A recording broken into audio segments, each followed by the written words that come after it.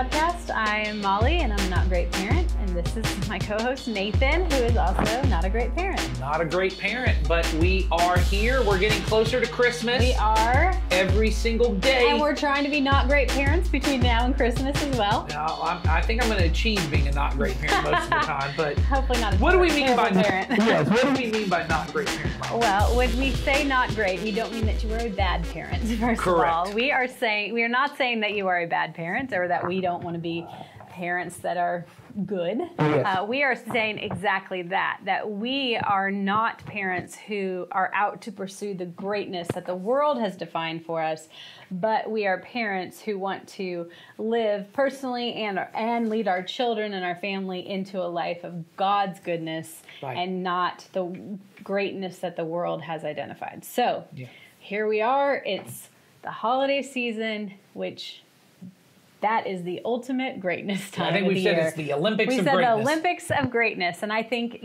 I'm feeling it already. Yeah. I think, we're filming this the week of Thanksgiving. Yeah. So and we're this about is to kick off this. This is both of us, our last day before we go on a day off and a little bit of a break. I think this is probably the last thing both of us are probably going to do. Oh, yeah. The second we hit stop, I'm out of here. Yeah, I was about to say. So Not because I don't like being here, but it's just, I got stuff to do. Well, and you're traveling. We're leaving tomorrow to go to Colorado for a couple of days, and then we'll be back. So I've got to make sure we got all this stuff in order. We're going to see some family members tonight that we won't see. So. I know you've told me that your husband loves the TV show King of the Hill. Oh, yes. I love King of the Hill. So we watched King of the Hill. My kids have just been introduced to King of the Hill, and they don't really get all of it because I'm not saying I'm a cool dad. I'm just saying Hank Hill has a very stuffy personality that I don't really have, but so they're like, they don't always get what's so funny about him being so stuffy, but they love watching the Thanksgiving episodes because we're coming up on Thanksgiving, and we watched one, and it made me think when you're saying that. Peggy, at one point, who likes to be a little bit of a know-it-all, says at one point that the day before Christmas, in my opinion, and the day before Thanksgiving, in my opinion, is the busiest day to travel. It is, and I say that. Well, I know, and I think every time she says it, it's not your opinion. That's just, it is the busiest day to travel. It is the busiest travel day. And so we're leaving tomorrow at 5 o'clock from the Atlanta airport, which is like the busiest airport. It is, in your opinion. In my opinion, it's really busy over there. Yes, but I think, getting to what we're trying to get to today, and we're going to try and be, not only because we both have to leave, but for the sake of what we're talking about. Yeah, it goes along with our in topic. this episode. One of the things I think most people think leads to a great life, I don't know it's anything. I think there's some of us that kind of like being busy. Oh, I think people thrive on busyness. But I think some of us who may not even like the busyness, we just think it is a necessary evil. And as I always say, as if evil was ever necessary. Because how often do you say to people, how are you? And the answer is busy. Well, we wear it a little bit like a badge of honor of, look how busy I am. I have times where I prefer to be busy, and the reason why is because I am someone who works up to deadlines and things like that, so that actually drives me to produce better, which, again, not probably the best way to handle things. Well, one of the something things that helps me sometimes. This is probably not interesting to anyone else, but it made me think of what you just said.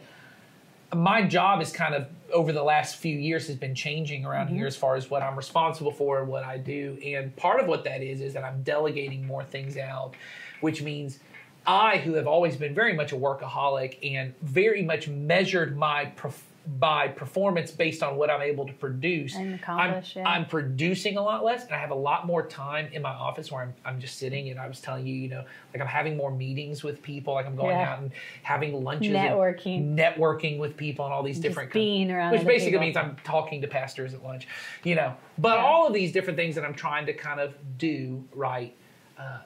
I have these moments where I go, I don't know if I did anything today, and if I'm honest. And I had a moment sometime last week where I almost had, I wouldn't say a panic attack, but this large amount of stress come on me. And I realized halfway through, it's because I felt I'm not producing anything. I'm not doing it. Maybe that means I don't have any worth and I don't have any value. And I kind of had to sit with God and have this moment of talking with him of like, do you love me even if I'm not doing a lot for you? Even if what my job now has become is this different kind of position where I'm not producing as much, but what I'm doing, at least the church seems to think, is of a lot of value in what I'm doing. But can I see myself as not measuring my value in my busyness? Right.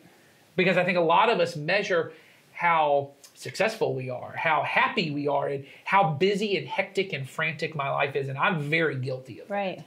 I mean, and it we sounds, all do. I mean, yeah. I do that too. I think I go through some phases of that. But I mean, I always have a to-do list that if it's not accomplished, I don't feel like I did it right that day. And the to-do list never says just sit and be with God. I mean, I've had to, over the years, teach myself to have those key, which we've talked about on here. Yes. You know, that is something that, but it's still on my to-do list, sit and be with God. Right. You know, because those things are important and a priority to me, but at the end of the day, I still live and breathe by what I got done, and I think I think if there's not a lot going on, I am quick to fill it with things. I know you and I both have said when we go on vacation, we find ourselves creating to-do lists for the vacation. That just sitting and reading a book or sitting and doing something is not enough for us. I need to have something. I need to come back from vacation and say, look what I did. Yes, vacation was great. Yeah. This is what I did. This is what I did on my summer vacation. Yeah. When I go on vacation, I made breakfast for everybody every single day. Yes, I learned. For my whole family, because we go on vacation with 18 people, and I'll be like, oh, well, I did this, this, and this.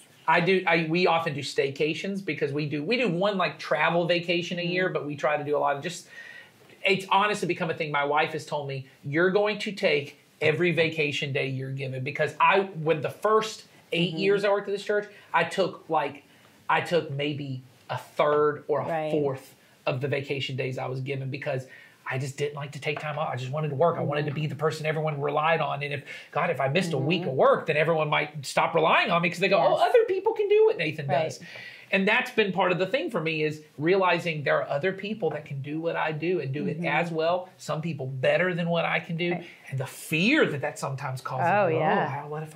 What if I'm okay? Now, those are all my problems. So those are not all, I mean, that's in some, like, go back and watch the mental health episodes, but that is often stuff we create in our head to keep us from being great or good and moving towards greatness, because we think we have to do all these things. But I think understanding that about yourself and understanding what drives your busyness and what is it a fear of something? Is it I'm not enough if I don't do these things? Is it what people will think of me? Is it understanding that about yourself can help you break down, why you're filling your life with a busy schedule or this or that. But when it comes to the holidays, already naturally, there are tons of things going on. I mean, we could rattle off a million things, from parties to family events to shopping days to wrapping things to volunteering to making sure you got to see Santa, to making cookies with you. I mean, all the experiences and bucket lists of things that in our mind we think, I've got to do that to-do list. I have this holiday to-do list on top of everything else, that my family and myself, we have to do these things. Yes. Because at the end of the day, I am trying to set up, we've talked about this previously, I'm trying to set up this perfect holiday moment. Mm-hmm. And so I'm going to go to chase after that, and I'm hoping I hit that target, right? Mm-hmm. So I've got all these things lined up. I'm already comfortable being sort of busy, because most of us live our life pretty busy. So I'm just going to add all these things to it and run at it. Well, if we really look at that, is that the pleasing, good life that Jesus wants us to have?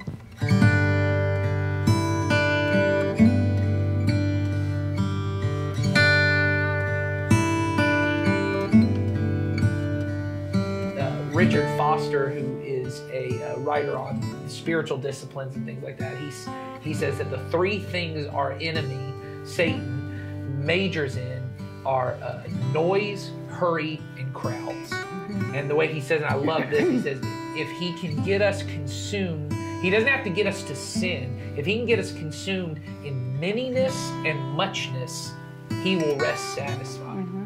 That so much, and I would say greatness. Mm-hmm. Let's throw that in there, right? But yeah, the manyness and muchness of life, that's what we're doing is if I can just add a little bit more, I can spend a little bit more, I can have a little bit more, we can go to more things, that more is where I will find my life. More crowds, more hurry, more noise. If I can find my life in these things, then I'll have a really good and pleasing kind of life. But what happens is, and if our enemy wants us to do it, man, that should cause you right there to pause and even be paying attention to it. Absolutely. And so what is it then that God wants for us? And I'm not saying that, hey, if you simplify things, we talked in the last episode about simplifying. Yeah. I do think simplicity is really helpful. But I'm not saying if you just simplify and you just pick one thing, then, hey, man, that one thing, you'll give your all to that one thing, and you'll get that Christmas moment. It'll be a better Christmas moment. Don't come after us if you cut everything out and didn't get a Christmas moment. Yes, exactly. Because we're not saying exactly. No, and I don't even know, honestly, I just don't know, because this idea of a Christmas moment is not this biblical kind of idea. Yeah, it's our own idea. We created this in our brain. And honestly, I think it's a myth. I think it is, as we said in the last one, it is an American idea to try and get us to spend more money, to spend more time on these kind of things, because then maybe we'll be convinced, hey, it'll pay off in the end, right? What I'm trying to say is the more that we can get our lives to a different kind of pace, that just as we said in the episode about money and the way that we think about money, Jesus goes, my kingdom has a different rhythm. And so Christians throughout history have had this discipline of silence and stillness, to have these long extended times. And it may be 15 minutes a day. It may be, a day out of a month where you just say, hey, I'm just going to not do anything. There's the Sabbath, which is a day out of the week. We were both at one of our parenting seminars. Right. So this is a parenting seminar plug. And he talked about, 1 hour a day where you shut off your phones, you shut off everything else, you just be with God and be with people. 1 hour a day, 1 day a week, 1 week a year, that you have these long extended periods of times where you are not engaged in muchness and manyness. Right. And you are allowing your soul to get acquainted with a different kind of rhythm. And I think at Christmas, I think there's this kind of idea that we have of, well, there are just certain times of the year and they're busier and we all just kind of put up with it. And I don't want to be misleading or naive in saying that there are not periods of time that are just busier than others. Oh yeah, that is a normal thing in life. But if I can set margin in my life in such a way that when things get busier, I'm not increasing an already busy schedule to a point that is beyond my capacity. Because the reality is, and I think I've learned this about myself more in the last maybe 5 years than ever before. So busyness is absolutely the way that I get distracted from doing God's work, right? It's absolutely, I'm so busy, I don't pay attention to other people. I'm so busy trying to make something else happen that I don't even see what God has right in front of me. I'm so busy trying to, make somebody else happy that I forget to hear what God says about me. And it's all rooted in this busyness or this, kind of scurrying around or feeling like that there's some kind of worth in that. And what happens is then we don't see what we don't love other people well. I don't love my children well when I'm busy. I don't love my husband very well when I'm busy. I don't love the people in my church as well when I'm busy. And so and I certainly don't love people in a store at the holidays when I'm busy, or remember to reach out to people that might truly need me at this time, or, because when I'm wrapped up in busyness, I'm really wrapped up in me. Yes. And that comes down to that. And then I don't get that moment. Yes. Or it's so rushed, I missed it.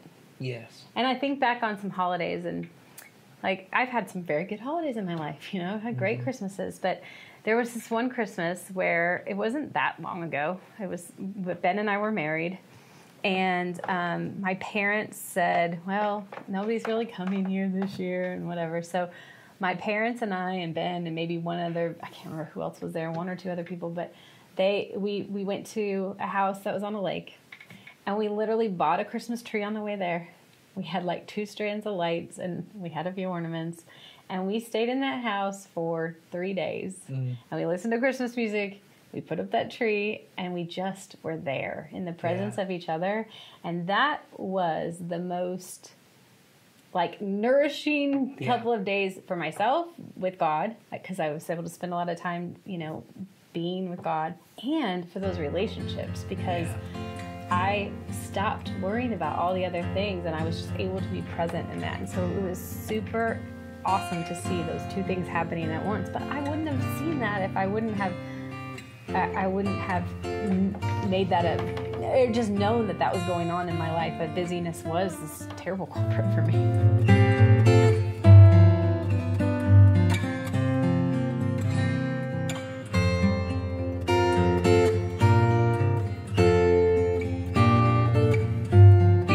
Busyness is not laziness. The opposite of busyness is presence. It's the ability to be present to the person I'm with and the thing I'm doing. And what we all think is, well, I can be present and busy, because busy is just my schedule's filled up and I'm doing lots of stuff. But the truth is, part of what it means to be human is this ability to slow down, right? To have these moments of silence and stillness.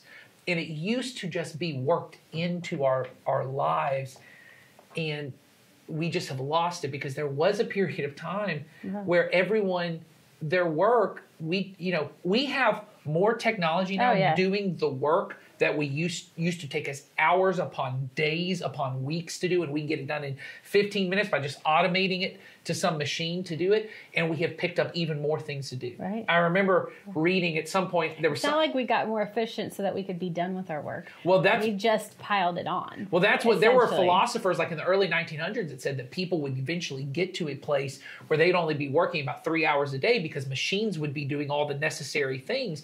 But what they didn't realize is we actually work longer hours now than people did 100 years ago, even though people were working in these horrible conditions and these horrible things. Because if you count up the amount of time I'm doing work emails at home and all these other things, our technology and our advances has not made things easier and for just us. our accessibility. So like if I'm at home and I'm in the presence of my family and my phone goes off, right. Or if I'm at home and I'm in the presence of my family and my husband is holding his phone, right, and it goes off, I now am like thinking about that. Yes. And I am not present in that moment either. Yeah. And so I'm using a phone as an example, but there are so many ways in which that busyness takes away from our ability to be present. And I think at the holidays, at this time of year, it's really easy for busyness because it's next level, right? It's all heightened to, you know, the umpteenth %, and we're trying, our to-do list is longer and we have our extra holiday stuff on it, and it just isn't the way that God wants us to have this good and pleasing life. Because if you look at Jesus and you look at his life, nowhere is he saying, I'm too busy for that. I'm too busy for you, to anybody in the Bible. I mean, he is never saying that. He is the ultimate presence. Well, he's interruptible for sure. He's interruptible, and he is he is available to meet the needs of other people. And when we're just slammed full of busyness, we aren't meeting the needs of other people. We're trying to create a moment for other people, and that's a totally different thing. Yeah, and so I think for us, the solution of this is, if I want to be more present, which is really what Christmas is about, right? Is that God is with us, that he was present with us in Jesus, and that's what we're remembering at Christmas, is the gift of God being with us, which is the point of life, is that I want to be able to be with God, and I want to be able to be with God by being with others. That means that there's going to need to be less busyness in my life. And so, once again, we said this, I'm not expecting you, at this point, we're pretty close to Christmas. Don't cancel all your plans. We're not saying that. But I will say this. I would challenge you, say no to one thing.